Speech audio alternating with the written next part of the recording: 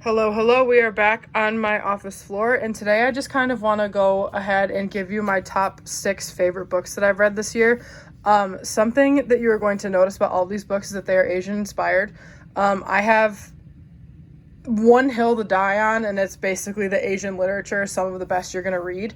And I have several working theories as to why, but I don't really want to say anything. I just want you guys to find out, like, on your own.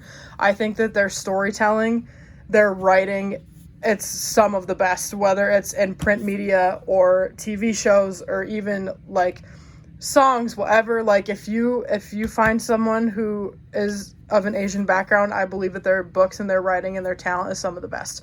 So, before we wait any longer, I'm just going to get into it. So at the top of this stack that I have here, they aren't in any particular order. They're just kind of, I pulled them off my shelf and this is the order they came in. This is Jade City.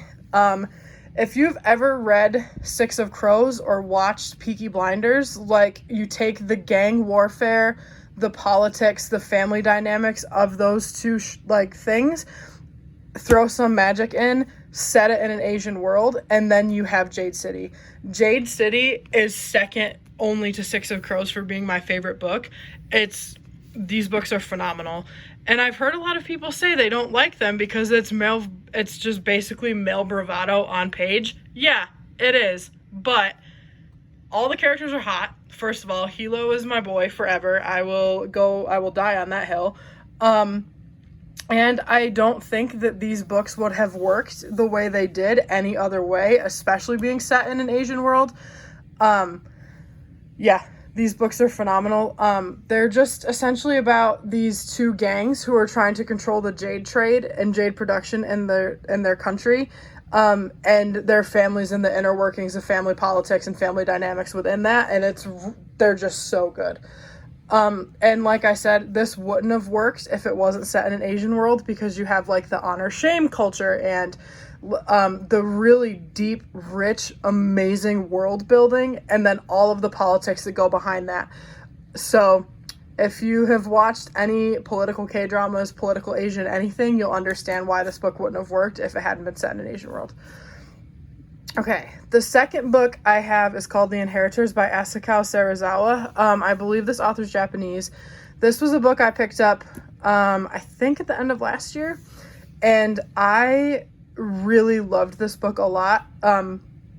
Essentially, it just follows this single family from through 150 years. So that's, like, in the past and into the future. I think, like, the last chapter ends in, like, 21, 23 or something like that. And it skips around, so you get perspectives at different points in time from different characters, but it's just really well done, and it's really beautiful, and it, like, makes you think a lot. The only thing I will say about this book is that there's a chapter in it where it talks about Japanese doctors doing, like, absolutely horrifying things and human experimentation on Chinese, Vietnamese prisoners during World War II, I think. And it was handled really well.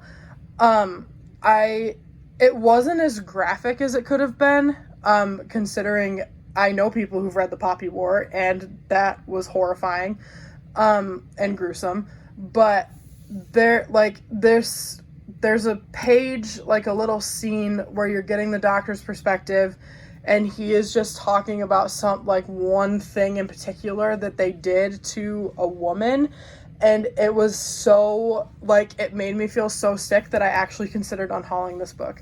But other than that, this book is really well done. I really enjoyed it. I think I read it in a day, and I really did enjoy it. I really liked it a lot. Then in my third one in my stack here, we have The Red Palace by Junher. I love Junher's writing. I will forever auto buy her books because she writes in historical Joseon, and it's just awesome. The way she writes makes you feel like you're actually there, and it's so detail rich and so well done that it's unbelievably good. This book takes place right during 1758, which is, like, a couple hundred years-ish before Joseon ends, and it talks about Crown Prince Sato. And if you know anything about Crown Prince Sato, you pretty much know this entire plot. But essentially our main character is a court lady, and she is charged with helping a detective try to figure out why all these court ladies are being murdered and who is murdering them. I think this book is really cool, especially the timing that I read it in, because I was watching Red Sleeve Cuff, which is a K-drama, and Red Sleeve Cuff is about the king Isan, and this book was about Isan's father. And then I'm also really excited because her next book, A Crane Among Wolves, is about Isan's grandfather, so it's kind of like a timeline of prequels to that show, which is kind of cool. But yeah, this was also a really easy read. I devoured this book. I think I read it in a day as well. And if you are looking for just good, like, historical Korean mystery fiction, like, this is for you. It's so amazing. Oh no, onto the heartbreakers. Oh no. This book, The Mountains Sing, I literally don't even want to try to pronounce this because I will butcher it and I will feel really awful for even trying.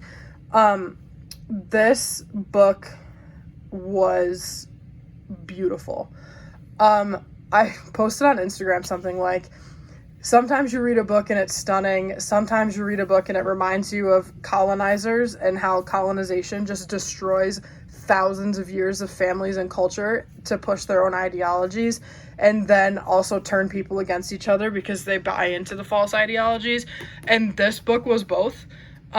This book follows a family through the Vietnam War era, like a little bit before the Vietnam War era and then through the Vietnam War. And it does it, in two different perspectives. So you get the younger girl who is telling, like, present tense, like, the young granddaughter, her perspective is during the Vietnam War. And then she's also listening to her grandmother tell stories about the events that, like, led up to the Vietnam War and all of the choices that her grandmother made to get them to where they are. The little girl is also waiting for both of her parents to come home. Her grandmother's waiting for her daughter, her two sons, and then I think another daughter to come home from the war. And it just follows this family's, like, heartbreaking process of being reunited. I loved this book. I really, truly loved this book. I think it might be in one of my top 5 lists of books that I love of all time. It's going to be a while before I reread it, but I think that this book is one of the best books I've ever read. And I would definitely recommend it to anyone looking for Vietnamese literature, because I haven't really read anything by anyone Vietnamese, so I saw this book wrecked by a Vietnamese American YouTuber, so I was like, I'm going to check it out. And which leads me to another Vietnamese American author. This was another tearjerker. And I think that this book was done really, really well. So essentially, you have this family. She's a single mom and has 2 sons, and she's living in New Orleans after escaping the Vietnam War. So, the mother and her youngest son escaped Vietnam during the Vietnam War.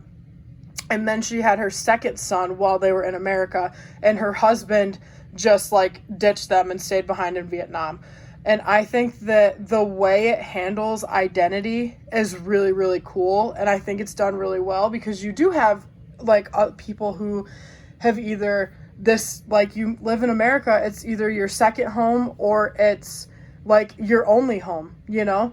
And I think that was just done really well. And, like, with the main characters, their mom is obviously very Vietnamese because she grew up in Vietnam and then moved here. And then the first son, he had a little bit of his life in Vietnam, so he knew Vietnam, but then he moved to America with his mother. And then the youngest son knows nothing about Vietnam, doesn't want to claim his Vietnamese heritage, like just wants to blend in and fit in with America, like goes by Ben, doesn't go by his Vietnamese name, like wants to go to church, and then he finds out that he learns about himself that he is gay. So you have all three of those different like identities coming together in a really, really intense way. And this book was really, really good too. I really loved it. I didn't cry with this one like I did with In the Mountains Sing, but I really enjoyed this. I'm very glad that I picked this book up, and it's probably also one of my favorites.